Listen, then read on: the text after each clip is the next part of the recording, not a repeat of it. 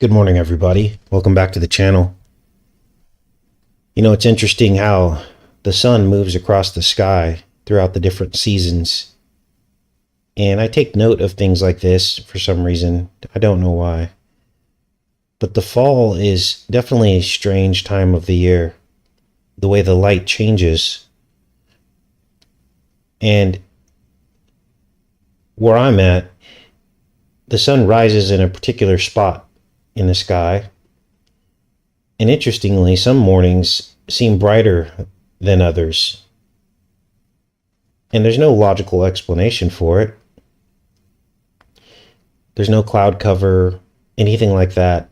It's just sometimes at the exact same time each morning, the sky either seems brighter or darker. And as the year moves on, you see the sun begin to kind of move along the horizon. Now, at the peak of summer, the sun comes up and is perfectly aligned with Three Brothers Mountain from my vantage point. And I always wonder if that was some kind of an accident, or was that by some kind of supernatural design. Now, as winter approaches, the sun will move all the way back across the sky and line up with the road that points right into my front door. And I noticed this from past years. I wanted to break a story today, which I'll be covering tomorrow in depth, but I wanted to show you guys this now. I don't know if anyone else has noticed this, and let me know if they have. But apparently, no churches burned in Lahaina. I was looking at some of these churches, and I noticed that many of them did not burn. We'll cover that in depth tomorrow, but let me go into the chat and see if you guys have noticed this or had heard this. Has anyone looked at this? Now, Google Earth has updated some of the photos of what happened in Lahaina. So now we can see the aftermath of what happened. And I couldn't believe what I was saying. And I'll give you my perspective on what that all might mean on tomorrow's show. But yesterday was somewhat of a spiritual day. I helped Tyler pull down the last 15-foot section of the last tree while he cut it. And let me tell you the feeling of smallness. Hanging on to a 5,000-pound section of tree with just a rope in your hands, hoping that it falls the right way. Feeling that section hit the ground and shake the entire ground around you, and watching the red sap pour out of the top with millions of giant black ants. Now, sadly, the tree was already dead and infested with ants and fungus as well, but I felt a sense of sadness for the tree. An old oak tree, much older than myself, probably twice or three times my age. And I wondered what that tree had seen in its life. It had been around probably since the founding of the country. It probably saw Native Americans running through, chasing wild game, and all kinds of other amazing sights. Not that a tree can see, but there's something about the trees, isn't there? I breathed in the pungent odor of the sawdust in the air as we rolled these 150-pound round sections to the side. You had to move them with your feet, they were so heavy. And then I thought about the symbolism of the tree and my house, and how the two were essentially mirrors of one another, aren't they? Obviously, houses are made from trees. And this is the focal point of the nested reality, isn't it? Things within things. The house is just a tree. That's all it is. It's just cut up and nailed back together. And I thought about the contest between the tree and the house, and how the old dead tree lost the contest. And then I compared that in my mind spiritually to the contest between the trees and the forest. The contest for space and light, and how this could not possibly have been God's original plan for things in nature, to have to compete with one another. And this is when it all hits you, that we are in a fallen realm, a realm that is essentially the opposite of love, a realm in which everything is about competition and outdoing and outbesting the things around us. And it was a deep spiritual experience cutting down those trees with Tyler. Let's get into today's show. Now, what I wasn't expecting to see in today's show was Wakanda Forever, Black Panther, Tlaloc, Chalk, Black Rock, Burning Hearts. I was not expecting that to be a central theme in this film. Literally, it was a retelling of everything that we've been covering over the past month surrounding the cult of Tlaloc, which is essentially Moloch, the volcano god of child sacrifice. The movie even mentions cardiac arrest, a heart-shaped herb. Now, we're going to break down this film. I've got some screen capture here that we're going to go over today.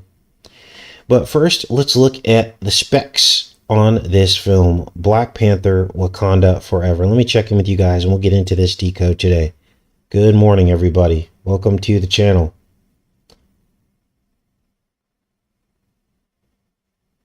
All right, let's begin. Black Panther, Wakanda Forever is what we're going to look at today.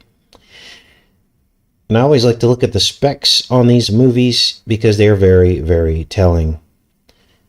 The movie actually released on 9/11 in the Julian calendar. Yes, November means 9. In the Julian calendar, 9/11. And it released on Hillary Clinton's birthday in Hollywood. Now remember, Hillary Clinton's birthday and Trump's birthday mirror each other. What do you mean, Casey? Well, look at October 26th, the 299th day of the year, with 66 days remaining. And I want you to remember that number 66, because we're going to break that down, because I believe we've solved the cult of Gemini and how that relates to the pandemic and the quote-unquote cure. So, this is Hillary Clinton's birthday. Now, we had covered this weird synchronicity between Hillary and Trump's birthdays years and years ago when he was campaigning, didn't we? We noticed they were actually two of very similar personalities, but on different sides of the political aisle, right? Or so they tell us. Let's look at Trump's birthday, June 14th. And you will see that in leap years, it falls on the 166th day of the year with 199 remaining in a leap year. Now that would make sense because he is the Quantum Leap president, isn't he? Actually his character even appeared in the Quantum Leap series when he was a boy, 12 years old, in the back of a cab with his father. There's something weird going on here. Now, before we break down these scenes from Wakanda Forever, I did want to do a follow-up on the Kabbalistic Tree of Life aerial view of the 1939 World's Fair.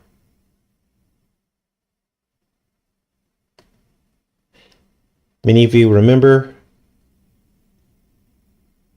this image from yesterday's show. And this is the aerial view of the World's Fair, 1939 on your right. In the middle is the Trilon and Perisphere, the needle and the bolus, or the needle and the womb. And at least one or two of you in the comments thought that this tree was good or could be good. And another one said that the images don't match. Well, I'm going to debunk both of those things today.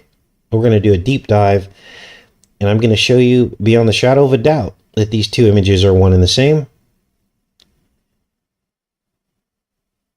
Because the simple fact that they tried to hide this in the layout of the World's Fair in plain sight tells you everything you need to know about its intent. Now, let's begin. This is the Tree of Life, the Kabbalistic Tree of Life, and at the top of the Tree of Life is what's called a crown. The Keter. Now, unless your intent is evil, these words mean nothing. But if you're trying to cast a spell, the words mean everything, right?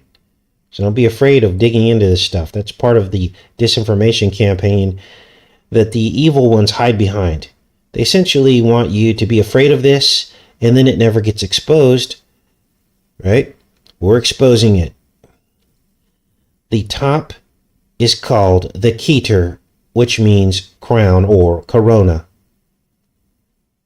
So the fact that this is in Corona Park and Corona Gate is where you enter in through the bottom of the tree means everything, doesn't it? Now, you can even see in the layout of the World's Fair that the space where the crown is actually turned into an oval shape, just like a crown would be from this perspective if you were looking at it. Now, I dug into the Tree of Life, the Kabbalistic Tree of Life, and it's most models. There are some variations on the model of this. Most of them are 10 total elements, or nodes, they call them, connected by 22 lines and 3 main pathways. So there's your 3 pathways, 1, 2, 3, and 22 lines. That's 322, which has to be the skull and bones. Now I want to focus next on the central focal point of the Kabbalistic Tree of Life, the Teferet, right here in the middle, which just so happens to be the same spot where the Trilon and Perisphere sit. Now, this is going to be a very esoteric discussion, but it will put in perspective what these Freemasons and everyone who built this World's Fair were really all about and where they wanted to take the world. Because I believe we've solved it. The Teferet, the central focal point, you could almost call it the heart of the whole thing. The heart of the tree. And in fact, in the tree, the Kabbalistic tree, it is considered the center of our reality. Here it is, right here. They call it the sun, S-U-N. So, we have the corona, which is the crown, and we have the sun down here. The corona and the sun. Now, according to this article here, the Teferet is the portal of everything. It is the gate. It's a portal that converts one thing to another. Transmutation, transformation. But the only way that happens is through sacrifice. Are you getting chills yet? Because I am. Because that's exactly what I told you, that this needle and ball in the same position was doing to humanity, transforming us through sacrifice. Now, what concerns me about this tree is the occultism attached to it. Aleister Crowley is mentioned in the Kabbalistic Tree of Life article here, as well as Kabbalah, Kabbalistic magic, and astrology, and all kinds of other things that are named in the Bible as forbidden.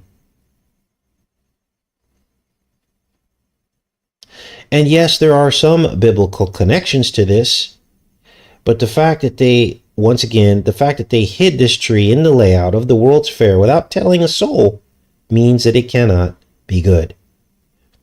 Now, many of you also noticed this. The Corona Gate is where you enter. So I wanted to find what position the Corona Gate was in the Tree of Life model. Let me try to fix this for you guys. That's a little bit better. And it falls in line with this element, which is the G-sod. And according to studies on this, the G-sod is actually supposed to be the foundation on which God built the world. This is what they're telling us. The G-sod position.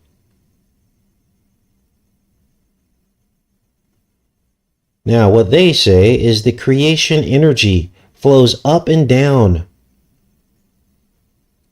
this pillar, the central pillar.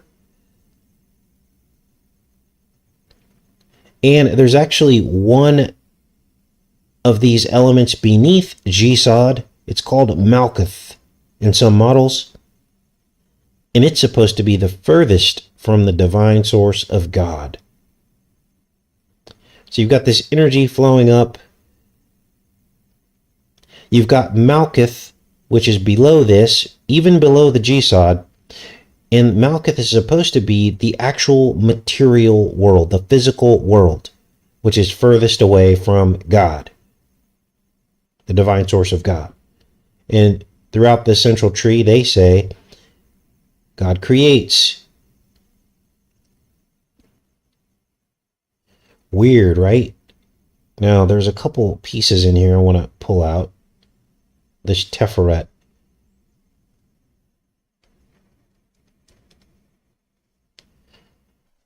The law of conservation, valid both for energy and mass, tends to collaborate. The crossing over the middle path via Teferet results in reverse polarity in all cases of energy transmutation, as it may happen in the transmission of gifts and goods from parents to their children. A sacrifice is necessary so a new form may be born. The birthing in of something through sacrifice. This is the central part where the needle is. The Teferet. So, do you now not think that the two were meant to look like each other? I think we've proven that that is absolutely false. Now, what is being represented here is man's attempt at divinity. I believe that's why they created the 1939 World's Fair in this Tree of Life shape. It's their attempt at divinity. How? Because the enemy has given them the tools to try to change humanity. It's all about transformation through a needle. Remember, the coming polio vaccine was just after this World's Fair, which ended up being the first interface of humans with monkeys. What do you mean, Casey? Well, people contracted simian flu, monkey flu, from the polio vaccine. History admits this. Which means that we interfaced with monkeys. Why did that happen? Well, because that polio vaccine was actually cultured and made from inside of monkeys. So some people contracted simian flu. Now, what's up for debate is what effect that had on people. Several people sued. Lots of people sued. Some history books admit that they got cancer. Others deny it. But all kinds of weird stuff happened during this age.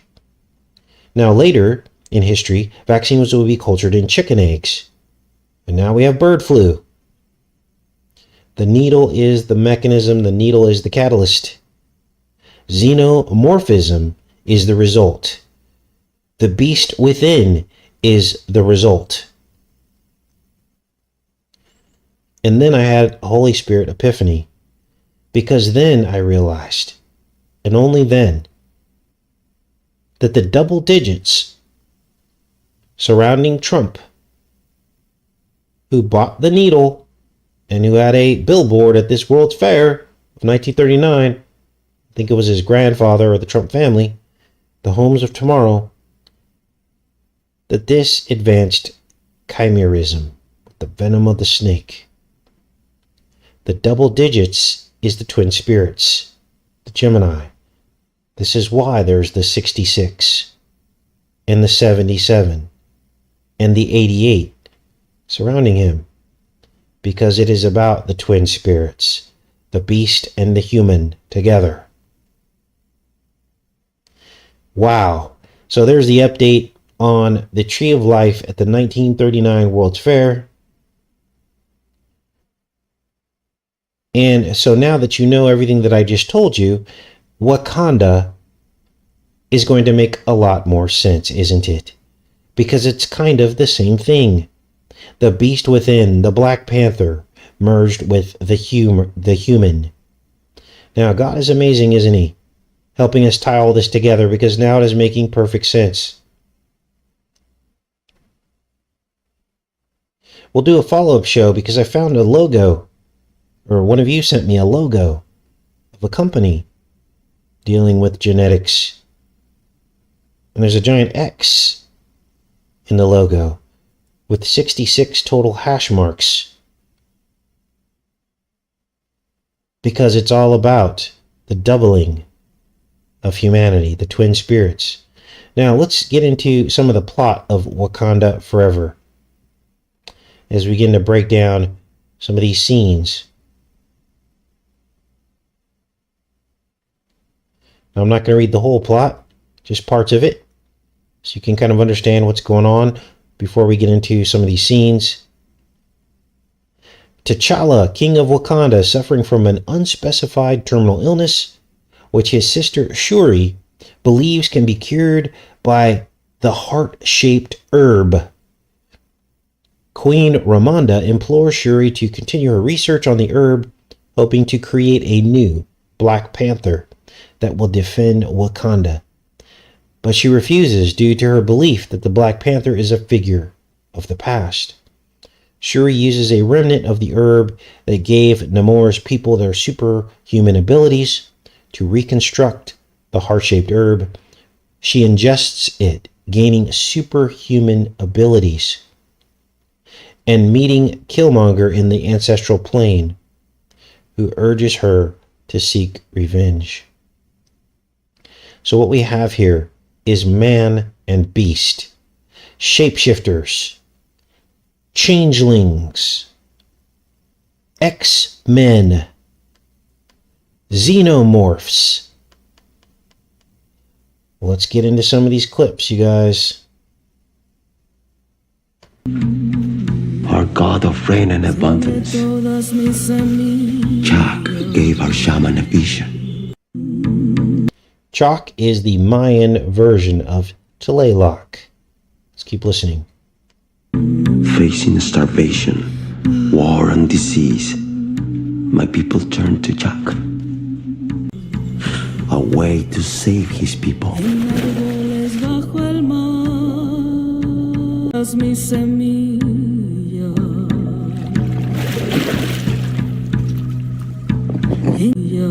Sprouting from a blue rock. Jack led him to a plant sprouting from a blue rock. And there you heard it with your own ears. A blue rock, which is essentially black rock. They then ingest this black rock and they turn into blue bloods. Watch. My mother was pregnant with me at the time, and she did not want to ingest the plant for fear of what it may do to me.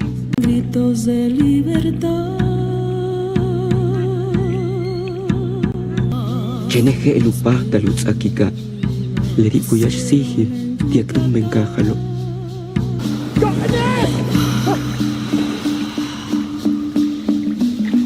I settled in the ocean, away from war and diseases. They then live under the ocean, and the son of Tlaloc emerges from the sea, and he lights the island on fire. Kind of like what happened in Maui. Watch. I was a mutant. I could swim in the sky and age slower, breathe the air our ancestors breathed. The plant gave me wings on my ankles and ears that pointed to the clouds. My mother gave birth to me there, and I became the firstborn son of Tlaloc. Can't make this up. My mother mourned the life on land that she once knew, and died with a broken heart. Nothing could prepare me for what I found there.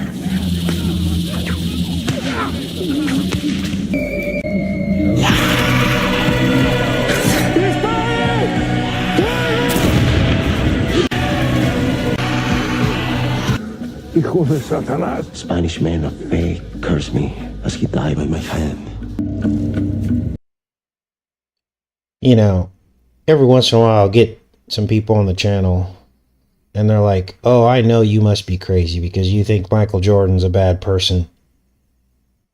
The enemy gives fame and wealth to those who serve him. He offered the fame and wealth to Jesus himself during the temptation, and Jesus declined. Nike is the wings on the shoes of Michael Jordan. The bull is the beast within. It all goes back to the cult of Tlaloc. Even the number 23.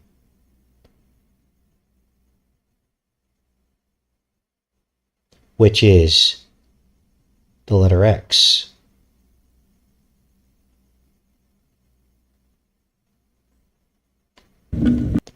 Actually, wait a minute. I think I got that wrong. Wait, is X? Which letter of the alphabet is X? I think it's 24. Namor, because I have no love for the surface world. Now, the story even goes on to say that Nema, which is the son of Tlaloc, brought the sun down into the underworld. It almost looks like the black hole sun, which we covered a couple weeks ago in relation to the cult of Tlaloc, did we not? I brought the sun to my people. You are the first person from the surface to come to Talocan. Please take this as a token of our gratitude.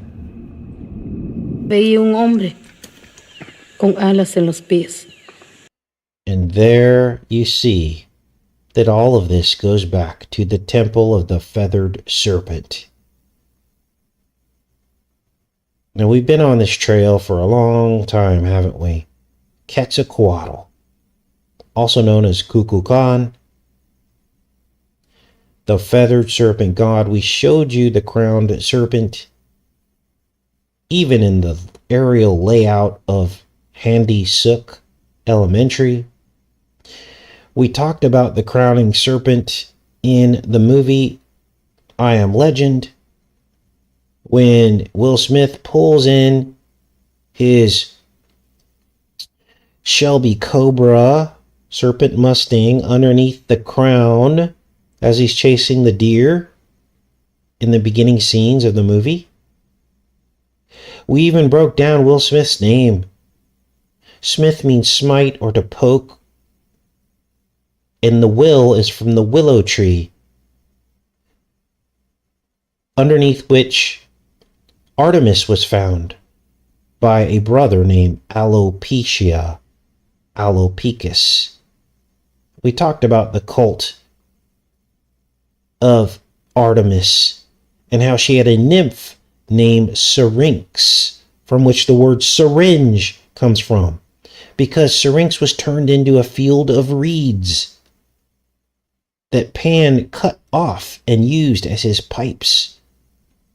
And we talked about the sound component to this. It's not just the poking of you with a needle. There's some kind of sound frequency component. And these are the common themes running through literally all media, all movies, television. Andaba por la orilla del mar. Pensamos que era un espíritu. What? Do you think because we are living in the mountains we do not have access to books? His soldiers did not call him general or king. They called him Kukulkan. What is that? The feather serpent god. Pretty much spell it right out, don't they? For those with eyes to see. And then at the very end, there's a ritual, and she places a black circle on the heart of this girl here. And they make her drink the heart-shaped herb. Now, even though there's no fire here, I believe this is the flaming heart ritual of the ancient Tlalocan cult, where they would put hot coals on the chest of the victims, light it on fire until the heart caught fire. They would pull out the flaming heart and throw it into a volcano. It's getting real, isn't it?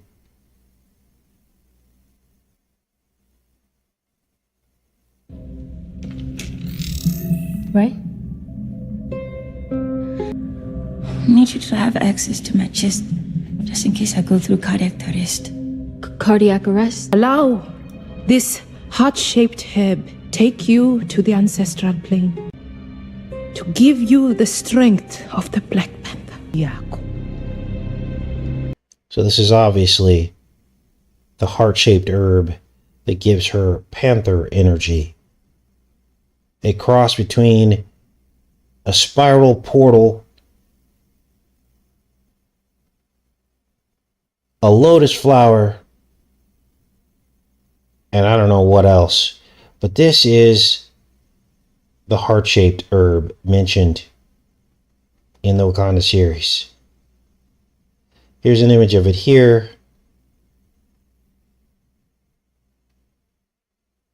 The heart-shaped herb.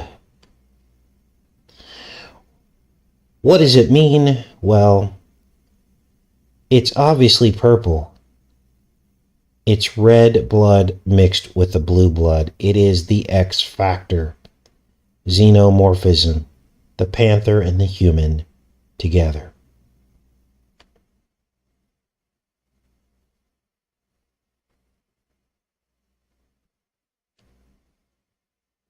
Now, as I said, this looks like somewhat like a lotus flower, doesn't it? And I believe there's a connection there, and I still haven't gotten to the bottom of the lotus flower, but I can tell you this. Wasn't it a lotus that was used to travel back to the future? The DeLorean was a lotus. So now that we know the truth about all this, now you can see the continuity between 6 films and 2 cartoon animations that relate directly to modern sacrificial events. I Pet Goat 2, Casa Grande's Transformers, Joe versus the Volcano, the Changeling movie, the Changeling TV series, and the Katla TV series. All have the same themes that we just covered. Now, as I said, tomorrow we'll get into Lahaina. No churches burned in Lahaina. I could not believe what I saw. And I ask you guys again, have any other channels covered this? Did anyone notice this, looking at the burned out after images in Google Earth of Lahaina? We're also going to, tomorrow, cover the physiology of whales to see if there's more to the sign of Jonah.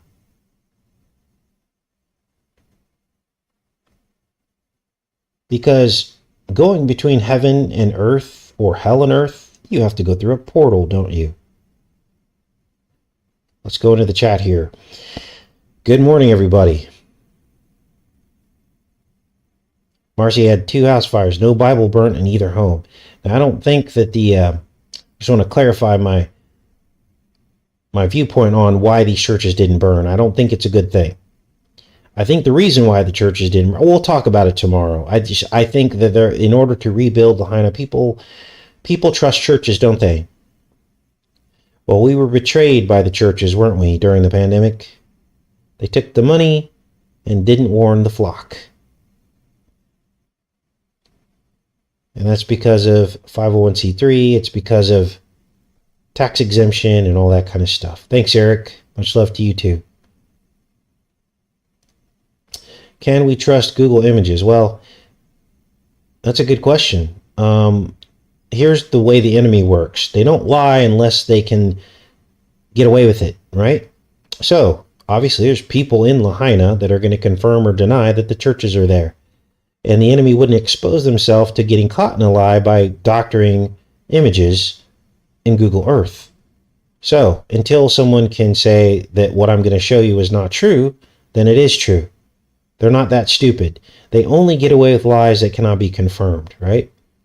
Like lies like how they've adjusted the GPS system, for instance, and adjusted the navigation system for pilots so that they cannot detect the differences in where they're flying.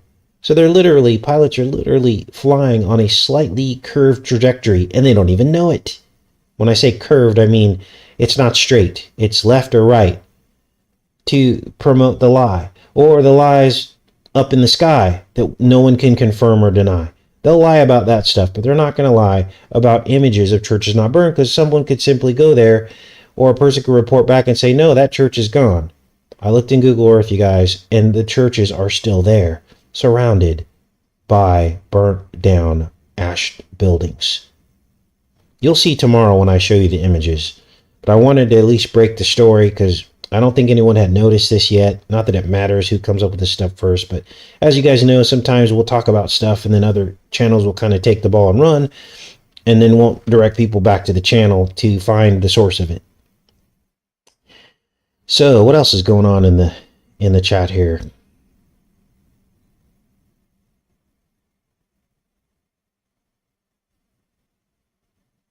Yes, the religious spirit is not the Holy Spirit. And a lot of you can confirm that. Spiritual revelations. I mean, I spent much of the first part of my life in churches. Never felt the Holy Spirit the way I do now. I felt a certain degree of love and camaraderie, I guess, but it was all veiled in lies.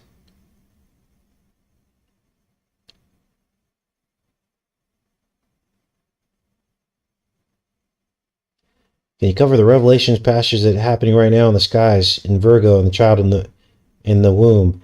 I'm not really adept at that, Chase, but thanks for asking. I haven't really delved into that. What do you think about 10.4? Yeah, we covered 10.4 about 2 weeks ago on this channel, so you can go back and check out that video. We broke that whole thing down. We found 666 in it, as a matter of fact, if I remember correctly. Yes, why did Trump give the Pope a lotus flower? We covered that as well in a past video a couple years ago.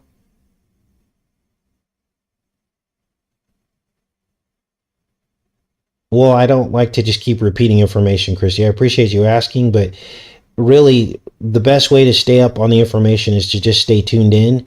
I try not to get on here too long. I try to keep the information very succinct and compact so people can kind of keep up with it.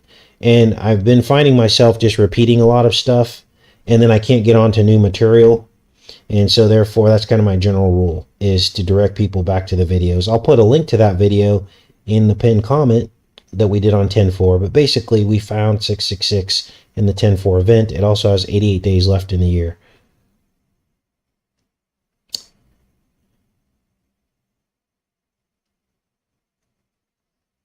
All right.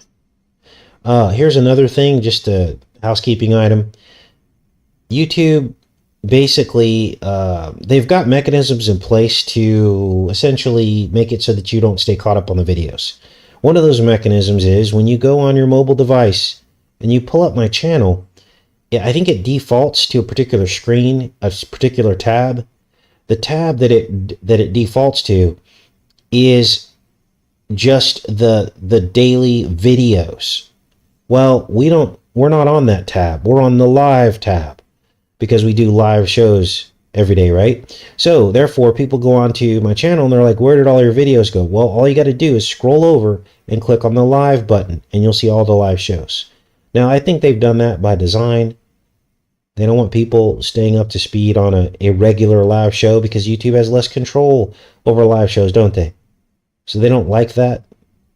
So they're, like I said, mechanisms are in place to keep you from staying current. And I don't know how many times I get that complaint from people. They're like, where'd all your videos go? I go, all you got to do is scroll over to the live tab. That's where it's at. And there's nothing you can do to change that setting except just to scroll and click on the live tab. You can't change it so that your home screen goes there. Another thing that YouTube does is usually they'll take you to what's called a recommended page. When you type in youtube.com, it goes to like a recommended videos page.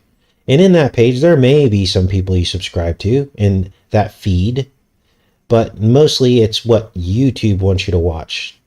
So how do you get around that? You have to click on your subscription feed instead, not the general watch page, not the general recommended page. You have to click on your subscription tab, and that will show you everything you subscribed to.